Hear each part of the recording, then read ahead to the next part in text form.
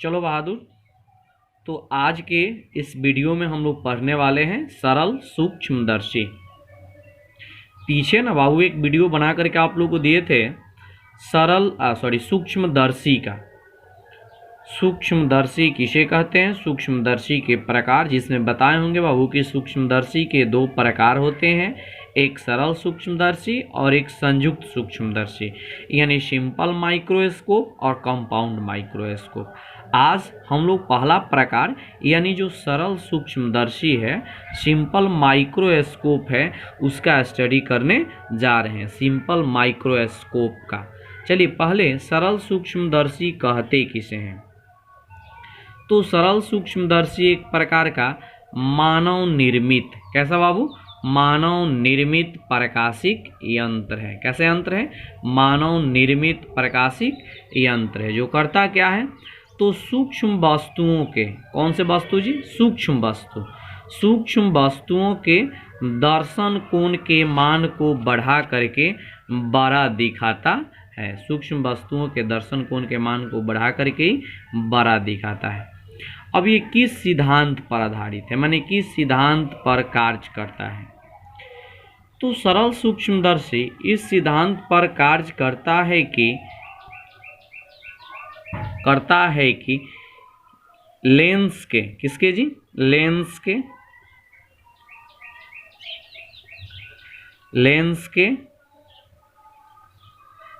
के फोकस और प्रकाशिक केंद्र के बीच वस्तु रखने पर प्रतिबिंब वस्तु के तरफ ही काल्पनिक सीधा और वस्तु से बड़ा बनता है। कहाँ रखने पर वस्तु को, तो लेंस के प्रकाशिक केंद्र, देखो यहाँ ये लेंस हो गया, इसका नाम रख दिए हैं एल, इसके सामने एक वस्तु रख दिए हैं ए बी। इस वस्तु से दो प्रकाश की किरणें लेंस पर पड़ रही है, एक प्रधान अक्ष के समानांतर जो अपवर्तन के बाद F2 से होकर जाएगी, और एक दूसरे प्रकाशिक केंद्र पर जो बिना अपवर्तित हुए सीधे निकल जाएगी। ये दोनों किरण ना बाबू एक दूसरे के, ये दोनों किरण एक दूसरे के समानांतर नहीं है, इनके बीच न जैसे जितना ही आगे बढ़ाएंगे इनको, इनके बीच का दूरी बढ़ते जाएगा। सो हम लोग क्या करेंगे कि इनको काल्पनिक तौर पर कहाँ बढ़ाएंगे, पीछे। जब काल्पनिक तौर पर पीछे बढ़ाएंगे तो ये दोनों किरणों एक दूसरे को कहाँ काटेगी, ए डैश पर। अतः इस वस्तु ए बी का प्रतिबिंब जो प्रकाशिक केंद्र और F1 के बीच है, उसका वस्तु के तरफ ही मान लेते हैं ए डैश बी डैश के रूप में काल्पनिक सीधा और वस्तु से बड़ा बनेगा। यही तथ्य नीचे हम लिख दिए हैं, आप लोग इसको नोट कर लीजिए। यही तथ्य नीचे लिख दिया गया है कि माना कि, ध्यान देना ना, माना कि एल एक उत्तल लेंस सरल सूक्ष्मदर्शी में लगा है। एल एक उत्तल लेंस कहाँ लगा है बाबू, सरल सूक्ष्मदर्शी में लगा है, जिसके, ध्यान देना, जिसके ओ यानी प्रकाशिक केंद्र और F1 अर्थात प्रथम फोकस के बीच, दोनों के बीच, यहाँ देखिए दोनों के बीच कौन सा वस्तु रखे हैं जी, ए बी। कौन सा वस्तु रखे हैं, ए बी, जिसका प्रतिबिंब कहाँ बन रहा है, तो वस्तु के तरफ ही। कैसा बन रहा है, प्रतिबिंब, यहाँ लिखे हुए कि प्रतिबिंब वस्तु के तरफ ही काल्पनिक सीधा एवं वस्तु से बड़ा बनता है। किस रूप में बन रहा है, ए डैश बी डैश के रूप में। हम लोग चाहे तो इसमें भी लिख सकते हैं कि ए डैश बी डैश के रूप में बनता है, ठीक ना। अब हम लोग बाबू निकालने जा रहे हैं आवर्धन क्षमता, मैग्निफिकेशन पावर, किसका जी, तो सरल सूक्ष्मदर्शी का आवर्धन क्षमता। ध्यान दीजिएगा।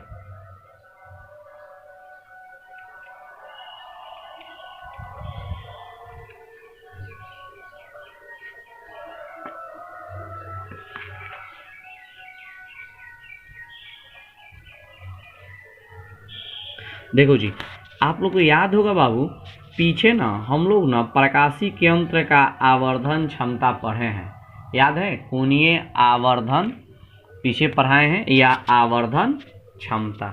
उसमें ना बाबू आवर्धन क्षमता के एक फॉर्मूला पढ़े होंगे, m equal to beta by alpha, beta by alpha.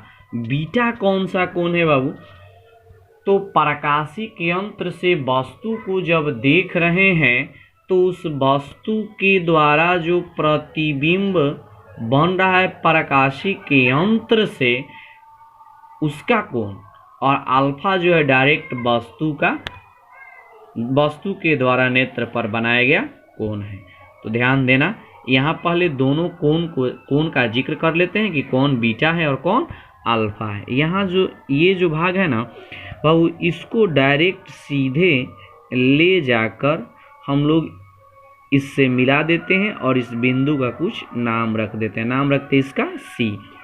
अब देखिएगा ना बाबू कि जितना बड़ा ए बी है, ध्यान से देखिए, जितना बड़ा ए बी है उतना ही बड़ा हो गया सी बी डैश। कौन जी? C B dash, C B dash. अब देखिए, अगर यहाँ से डॉट डॉट करके इस सी को मिला दें, इस सी को मिला दें, तो ये जो कोण बनेगा, ये जो कोण बनेगा वो होगा अल्फा, क्योंकि ये वस्तु के बराबर है, अर्थात सी बी डैश वस्तु का काम किया, तो वस्तु के द्वारा बनेगा कोण कितना मान लेते हैं? अल्फा। आप प्रतिबिंब कौन है? तो ए dash B dash, A dash B dash. इसके द्वारा ही नेत्र पर कोण बन रहा है, ये बड़ा वाला एंगल।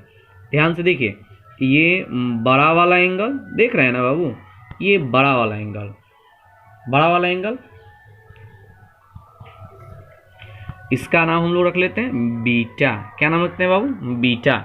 ये हो गया बीटा, ठीक ना। चलिए अब ध्यान देना, अगर ये अल्फा बीटा का बात करें तो सूक्ष्म कोण है, सो इसके साथ त्रिकोणमितीय निष्पत्ति जोड़ लेंगे tan, यानी ये हो जाएगा बाबू tan बीटा बटा tan alpha, tan beta by tan alpha. चलो चित्र देखना, थोड़ा सा ध्यान देना चित्र में, ठीक ना।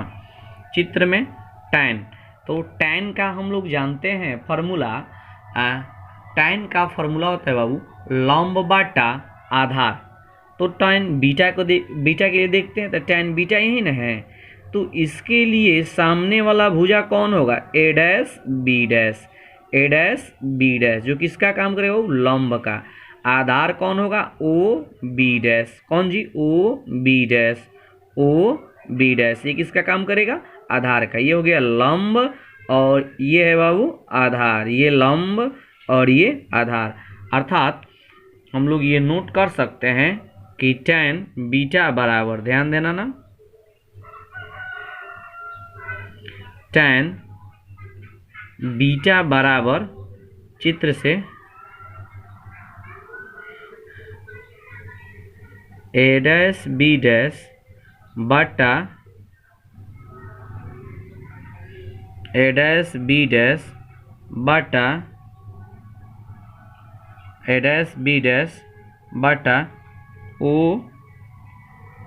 B dash, O B dash. ये किसका माना गया? tan बीटा का। और फिर हम लोग निकालेंगे किसका? तो tan अल्फा का। अब निकाला जाएगा tan अल्फा। देखो तो बाबू, यही ना कौन अल्फा है जी, यही वाला नहीं, छोटा वाला, यहाँ है अल्फा, ये है अल्फा, तो इसके सामने वाला भुजा कौन होगा? C B dash. कौन होगा जी? C B dash. इसके लिए आधार कौन होगा? ओ बी डैश, यानी सी बी डैश बटा ओ बी डैश हो जाएगा। tan अल्फा का मान कितना होगा? तो ये होगा सी बी डैश बटा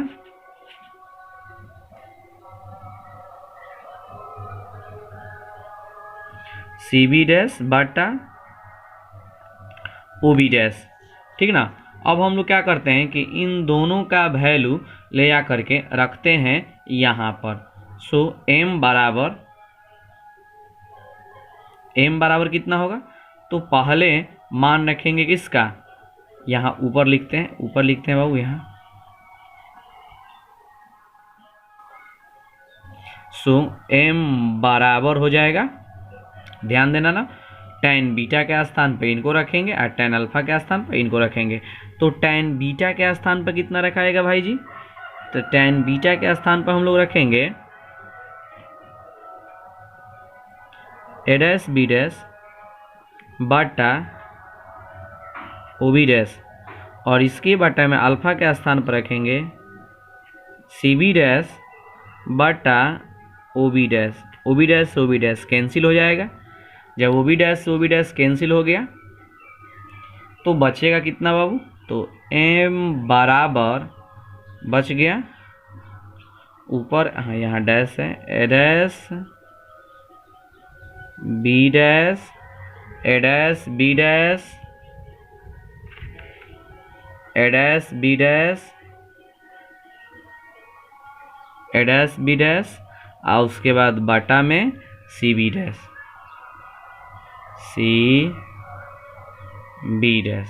अब आप चित्र से देखिएगा, ध्यान दीजिए ना, चित्र से सी बी डैश, यहाँ देखो चित्र में है ना, सी बी डैश बराबर है किसके, ए बी के, यानी सी बी डैश के स्थान पे क्या लिख सकते हैं, ए बी, है ना बाबू। तो देखो बाबू, चित्र से सी बी डैश बराबर हो गया ए बी के। जब C B dash A B के बराबर हो गया तो हम लोग क्या करेंगे कि सी बी डैश के स्थान पे क्या रख देंगे, ए बी। जब सी बी डैश के स्थान पर यहाँ ए बी रखेंगे तो हो जाएगा एम बराबर ए डैश बी डैश बटा A B, A dash B dash बटा ए बी। अब क्या करेंगे बाबू, तो दो त्रिभुज लेंगे। कितने त्रिभुज, दो त्रिभुज। कौन कौन से, यहाँ देखो चित्र में ध्यान देना ना, चित्र में दो त्रिभुज लेंगे। एक लेंगे ए डैश बी डैश ओ, देख रहे हैं, ए डैश बी डैश ओ, ए डैश बी डैश ओ, देख रहे हैं, ये समकोण त्रिभुज है। कौन सा त्रिभुज है जी, समकोण त्रिभुज है। दूसरा लेंगे ए बी ओ, देख रहे हैं, ये भी समकोण त्रिभुज है। कौन सा त्रिभुज है, समकोण त्रिभुज। अगर बात करें और साथ ही साथ दोनों में, तो है बीटा, देख रहे हैं ना, इसमें भी है ना, आई बड़े वाले में भी है, यानी बीटा जो है दोनों में उभयनिष्ठ है। तो अगर दो त्रिभुज के दो कोण एंगल, यानी दो कोण बराबर हो जाए तो ये दोनों त्रिभुज क्या होगा जी, समरूप होगा। यानी कहने का मतलब ये है कि ए डैश बी डैश ओ तथा ए बी ओ दोनों समरूप त्रिभुज है। कैसा त्रिभुज है, समरूप त्रिभुज। वहीं यहां लिखते हैं कि त्रिभुज ए डैश बी डैश ओ तथा त्रिभुज ए बी ओ समरूप त्रिभुज है। कौन सा त्रिभुज है जी, समरूप त्रिभुज है। और जब त्रिभुज समरूप है तो देखो ना, दोनों के लंब का अनुपात है ना, लंब है, इसका लंब ए डैश बी डैश, इसका लंब है A B, A dash B dash A B, यानी दोनों के लंब का अनुपात अर्थात ए डैश बी डैश बटा ए बी बराबर होगा आधार के अनुपात के। तो इधर इसका आधार कितना है, O B dash, O B dash, और उसके बाद बटा में ओ बी डैश, और उसके बाद बटा में इसका आधार कितना है, O B, O B dash बटा O B, O B dash बटा ओ बी। अब देखो ध्यान देना ना बाबू, ए डैश बी डैश क्या है जी, यहां देखो ना, ए डैश बी डैश बटा ए बी क्या है, एम है। क्या है जी, एम। तो इसके स्थान पे क्या लिख सकते हैं, एम, यानी एम बराबर हो गया ओ बी डैश बटा ओ बी। अब यूज करेंगे चिन्ह परिपाटी। कौन बाबू, चिन्ह परिपाटी, साइन कन्वेंशन से। ध्यान से देखना, यहाँ ऊपर लिख देते हैं हम, साइन कन्वेंशन से। साइन कन्वेंशन से यानी चिन्ह परिपाटी से। चलो एम एम रखते हैं। और फिर ओ बी डैश, देखो ना चित्र में ओ बी डैश प्रतिबिंब दूरी है। कौन दूरी है जी? प्रतिबिंब, जो कहाँ है? स्पष्ट दर्शन के न्यूनतम दूरी पर, अर्थात डी पर। कहाँ जी? डी पर, यानी यहाँ कितना रखेंगे? डी। हाँ, ये जो डिस्टेंस है बाबू प्रकाशिक केंद्र से बाईं ओर है, प्रकाशिक केंद्र से बाईं ओर है। अर्थात दूसरे शब्दों में कह सकते हैं कि आपतित प्रकाश के विपरीत दिशा में है, आपतित प्रकाश के विपरीत दिशा में है, अतः किसमें होगा? माइनस में होगा, ठीक ना। और उसके बाद OB का बात कर लें। यहाँ OB देखो, यहाँ OB तो चित्र में OB यही ना जी, OB जो है चित्र में OB ये वास्तु दूरी है, इसको कितना मान है? x, यानी ये भी हो जाएगा -x, ये माइनस माइनस हो गया plus. So m equal to d by x, m equal to d by x. अब ध्यान देंगे इसमें ये जो एक फॉर्मूला आ गया आवर्धन का, अब ये मेन नहीं है, अब इसमें दो कंडीशन पर आ जाएगा, दो कंडीशन। तो सरल सूक्ष्मदर्शी के आवर्धन क्षमता में पहले एक नंबर में इनको नोट करेंगे, फिर दो यहाँ से यहाँ तक नोट करेंगे पूरा, और फिर इनको नोट करेंगे, अंत में यहाँ छोटा सा स्टेप नोट कर लेंगे, ठीक ना। चलिए आगे बढ़ते हैं। फिर अब ना बाबू दो कंडीशन पढ़ेंगे हम लोग। कंडीशन नंबर एक होगा जब अंतिम प्रतिबिंब, कौन जी? अंतिम प्रतिबिंब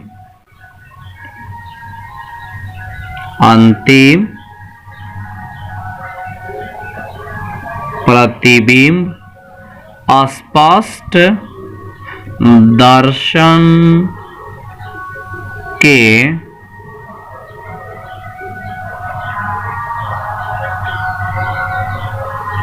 न्यूनतम दूरी पर हो। अंतिम प्रतिबिंब कहाँ हो जी? स्पष्ट दर्शन के न्यूनतम दूरी पे, यानी v equal to minus d. स्पष्ट दर्शन की न्यूनतम दूरी को डी से सूचित करते हैं।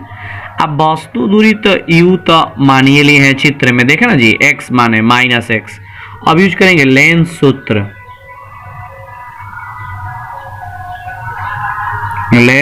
से 1/f equal to 1/v minus 1/u, यही ना।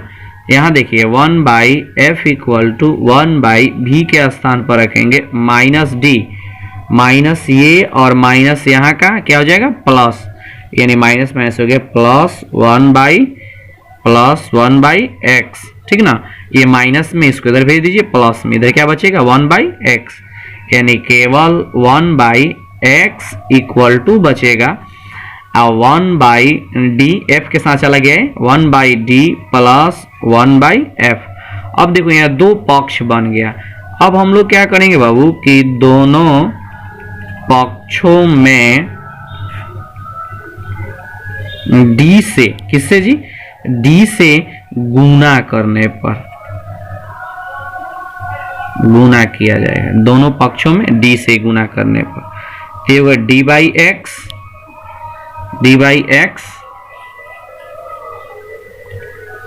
बराबर d by d plus d by f, d से d कैंसिल।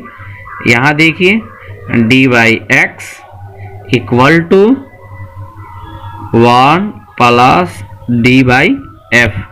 अब ना बाबू पीछे देखिए ना m का मान ऐसे निकाले थे, यहाँ देखिए m बराबर निकाले थे, ऊपर देखिए ना वीडियो को पीछे करके देखिए ना, m बराबर निकाले होंगे d बाई एक्स, भाई सूत्र निकाले होंगे m बराबर d बाई एक्स, ये सूत्र निकाले होंगे।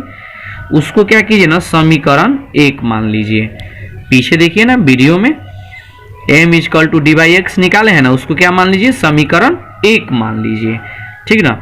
और क्या कीजिए, यहाँ से समीकरण 1 में d बाई एक्स का मान रखने पर, d बाई एक्स का मान रखिएगा तो m बराबर आ जाएगा m बराबर हो जाएगा 1 प्लस d/f। ये निकल गया मेन सरल सूक्ष्मदर्शी के आवर्धन का फॉर्मूला है। तो ये पहला स्थिति था। अब इसमें दूसरा स्थिति भी है। दूसरा स्थिति बाबू कंडीशन नंबर 2 है कि जब अंतिम प्रतिबिंब, ध्यान से देखना, जब अंतिम प्रतिबिंब अनंत पर हो, कहाँ हो जी, अनंत पर हो। जब अंतिम प्रतिबिंब कहाँ हो, अनंत पर हो। जब अंतिम प्रतिबिंब कहाँ हो, अनंत पर हो। तो अंतिम प्रतिबिंब अनंत पर होगा तो इस कंडीशन में भी, ध्यान दीजिए ना, भी बराबर हो जाएगा इन्फिनिटी माइनस इन्फिनिटी या इन्फिनिटी क्या लिख लीजिए। और जब भी इक्वल टू इन्फिनिटी हो जाएगा तब वस्तु दूरी u बराबर तो वही रहेगा, u बराबर -x। फिर हम लोग लगाएंगे लेंस सूत्र। लेंस सूत्र से, लेंस सूत्र है 1/f = 1/v माइनस 1/u।